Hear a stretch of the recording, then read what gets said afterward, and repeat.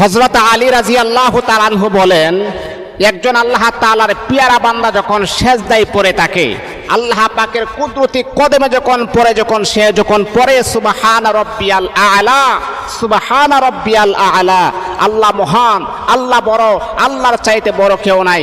হযরত আলী বলেন, একজন মানুষ যখন সেজদায় পড়ে থাকে, এই সেজদাকারীওয়ালা ব্যক্তি যদি জানতো আল্লাহ পাক রব্বুল আলামিনের কুদরতি কদমে সেজদায় পড়ে থাকলে কত হাজার লক্ষ লক্ষ ফেরেশতা আপনাকে বেষ্টন করে রাখতো, আপনাকে বেষ্টন করে রাখে, এই খবর যদি একজন সেজদাকারী ব্যক্তি জানতো, তাহলে আল্লাহর কসম ওই সেজদাকারী ব্যক্তি কখনো সেজদা থেকে মাথা উঠাতো না। আল্লাহু আকবার।